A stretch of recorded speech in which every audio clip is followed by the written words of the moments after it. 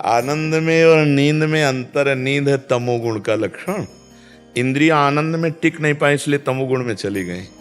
नहीं तो नींद में भी भजन का आनंद रहता है। जब आनंद आता है ना तो नींद में भी भजन होते, और भजन में नींद आ जाए ये तमोगुण का है। इसका मतलब आनंद नहीं। जैसे आपको भोजन भूख लगी और आप भोजन पाओ, भला सो जाओ। आप फिल्म पसंद की भला देखने बैठो 3 घंटे सो जाओ तो हमें बताना क्यों? आनंद आ रहा है ना, आनंद आ रहा है ना, तभी। कैसे सो सकते हो? आनंद आ रहा है। आपका क्रिकेट प्रिय खेल हो और चल रहा हो और फिर सो जाओ तो हमें दिखाओ, नहीं सो। क्यों? आनंद आ रहा है, क्योंकि आपके मन के अनुकूल विषय चल रहा है। भजन को मन में आनंद नहीं मिला इसलिए नींद में चला गया। अगर मन को भजन का आनंद मिला होता तो नींद में नहीं जाता। हाँ, जब भजन का आनंद मिलेगा तो 5 बातें ठीक हो जाएंगी। नारायण हरि भजन में 5 स्वात विषय भोग, निद्रा नींद, हंसी मजाक, बहुबात भोग, ये सब नहीं। खान पान ते भावे है, नहीं कोमल वसन सुहावे है, सब विषय लगे ते खारा है, हरि आशिक कामग न्यारा है। तुम सच्ची मानना, मतलब 24 घंटे में 15 मिनट लेटने पर ऐसा लगता था हम बहुत सो गए। 15 मिनट एकदम जैसे उठ के बैठ गए, लगा 15 मिनट है यार, इस घड़ी खराब है क्या? ऐसा दिमाग में छाया हुआ था भजन करना। तो नींद 15 मिनट लेटे एकदम। जब तमोगुण नहीं तो फिर नींद कहां से? तमोगुण में ही नींद है। निद्रा आलस्य प्रमादोत्थम तत्तामस मुदाहृतम। प्रमाद और तमोगुण, नींद आलस्य, ये तमोगुण के प्रभाव से आता है। न रजोगुण न तमोगुण, तो नींद कहां? सात्विक। भजन करते करते नींद में चले जाना है तमोगुण की प्रधानता का लक्षण है। ये नहीं होना चाहिए। खड़े हो जाओ, खड़े होके भजन करो, टहल के भजन करो। भजन के समय नींद नहीं, नींद के समय भजन करो, लेकिन भजन के समय नींद नहीं। जैसे अब सो रहे तो सोने जाए तो राधा राधा राधा, हमें सोने की चिंता नहीं। हम राधा राधा करते हुए कब सो गए, फिर जब जगेंगे तो राधा राधा करते हुए जगे, अपनी दिनचर्या में लगे, तब ऐसे भजन होता है। इसे नहीं कि भजन में आनंद आ रहा है तो नींद में चले गए। आनंद में कैसे नींद आ सकती है? हमें जरा बताना। आपको उदाहरण कही दिए। कुछ भी आप कहीं भी आनंद लग रहा हो, आपका मनोरंजन कोई चल रहा हो, सीरियल हो, आप देखो भला सो जाओ? बिल्कुल नहीं सोएं, क्योंकि आनंद आ रहा है ना। नींद में आनंद ही आता है। नींद में एक आनंद होता है।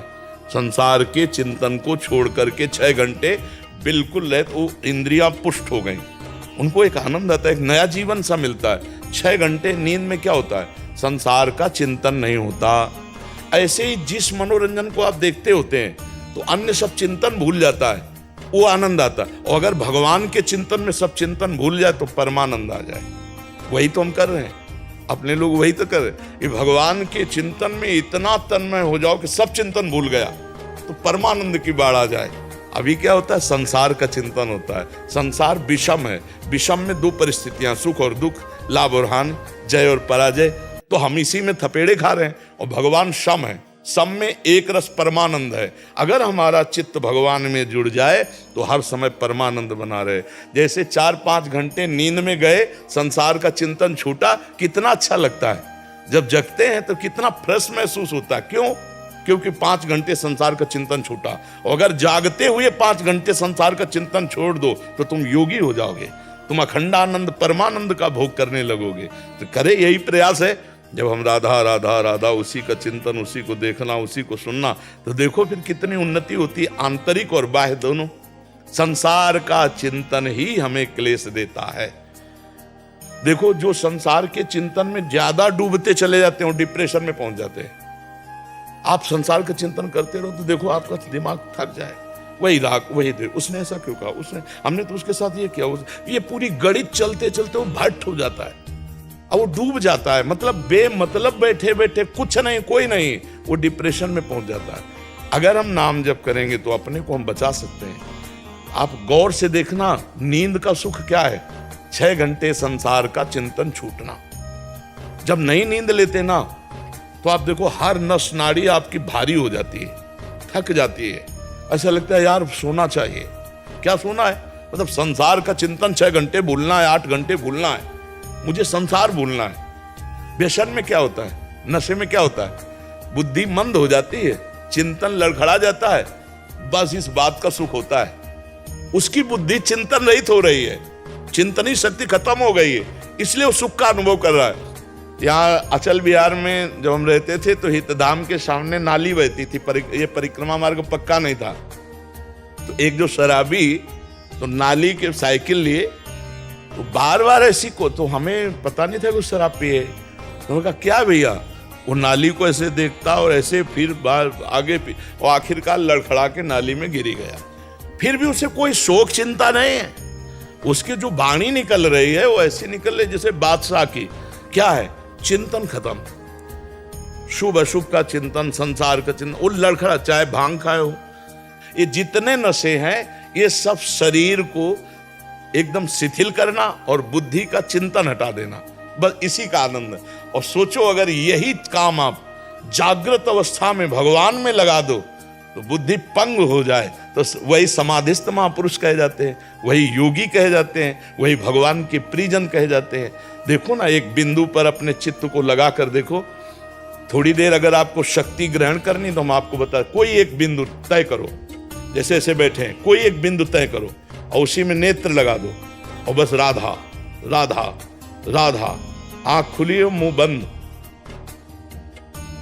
अब आपकी आंखों से पानी झरने लगे तो ऐसे कर लिया, फिर उसी पे लगा दो, फिर जिधर चिंतन करोगे एक तार चिंतन जाएगा। इसे त्राटक क्रिया कहते हैं योग में।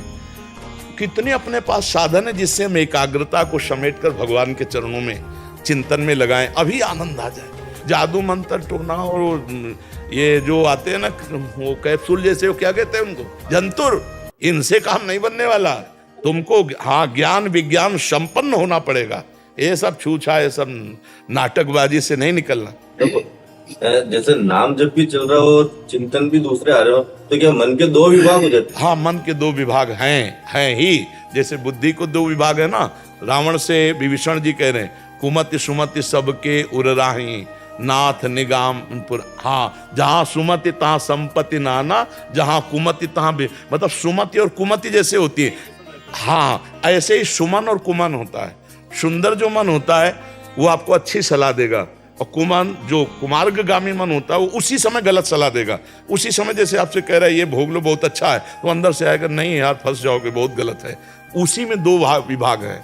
अच्छे वाले में मन इंद्रियाणाम मनश्चास्मि, और बुरे वाले मन को अच्छा बना दो तो निर्मल मन हो गया, भगवान प्रगट। विचार बुरे नहीं आते, काम को कैसे करना वो दिमाग में चलता रहता है, और नाम जब भी चलता रहता है। हाँ, तो आपको काटना है, डिलीट करके एक को चलाना है, यही बुद्धिमानी है।